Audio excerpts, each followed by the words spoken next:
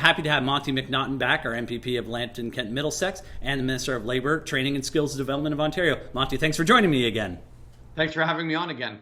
So a lot has happened since we last chatted, and we're seeing our province opening up. From your perspective, how do you think things are going? I think they're going very well generally overall. You're right, we've announced the stage one reopening of the economy. So hundreds of thousands of people are working today that weren't working 2 weeks ago. So that's good news. Overall, the numbers again seem to be trending in the right direction.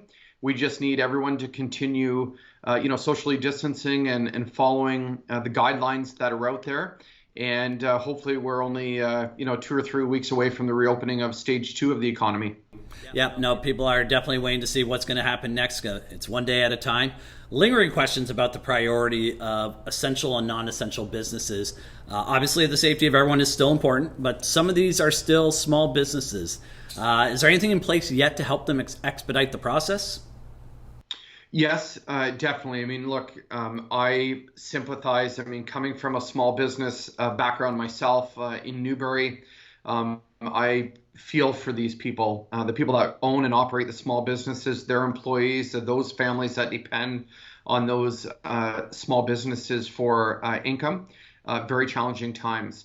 One of the things that I've done as Minister of Labour, Training and Skills Development, we put out nearly 100 guidelines to different businesses that specifically apply depending on what business you operate. And it really is a guidance document for them to work towards reopening. So it's things like if you're a small manufacturer, put in a boot sanitizing tray when employees go in and out, carrying hand sanitizer, putting up plexiglass between customers and cashiers, very sensible things. So I would invite people to go to ontario.ca/COVID, and these health and safety guidelines are on that website. That's great. I know our local Chatham-Kent Chamber of Commerce is doing everything they can. We have a new economic recovery task force to help these small businesses get back up on their feet. But again, as we open up in phases, that's what we have to look at. So recently, there was a scene set in Toronto's Trinity Bellwoods. I'm sure everyone's close to 10,000 people, shoulder to shoulder, congregating. Before I had this question all prepared, we were just looking at the big cities. We were saying, this is just happening in big cities. Recently in Chatham, we've had our own little Trinity Bellwoods that's virally going around social distancing, where we had a large line of people waiting for a store, and they were shoulder to shoulder. How far does this type of thing push us back? Now it's in big cities, now it's in little cities.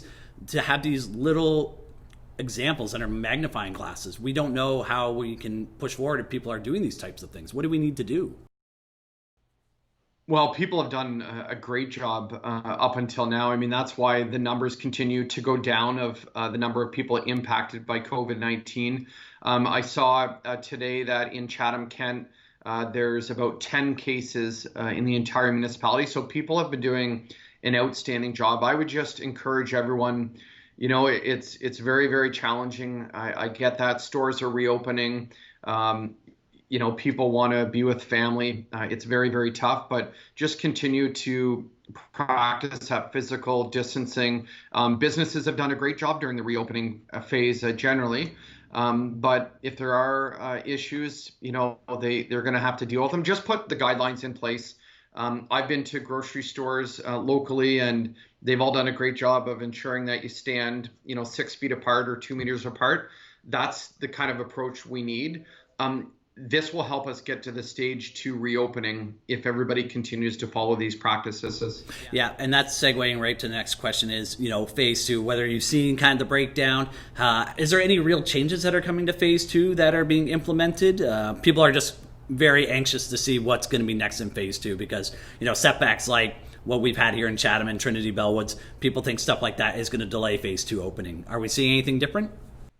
No, I mean, I think the trend line's going in the right direction. I'm very optimistic that we're going to move to stage two very soon. I'm honored. I sit on the Jobs and Recovery Committee that the Premier has formed. So we're, very involved in this. Stage two, again, it's hundreds of thousands of more people will be working in the province. Keep in mind, our province has been hard hit, as has every other jurisdiction in the world. I mean, Ontario's not an anomaly. We're part of the norm. But in 2 months, 1.2 million people are unemployed. So every stage is critical. That's why I think this is it's an economic issue, ensuring that those health numbers continue to go down, as well as a health and well-being issue too. But we just need everybody to continue, working together. Let's get to stage 2. Let's get more people working.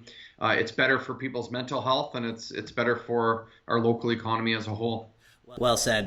Mental health has been a big strain, I think, with finances and everything opening up, and now we're all just kind of in this together, figuring out what's next. So it's again amazing what our senior levels of government are doing to get us through this process. Monty, is there anything else that you would like to add as we close up?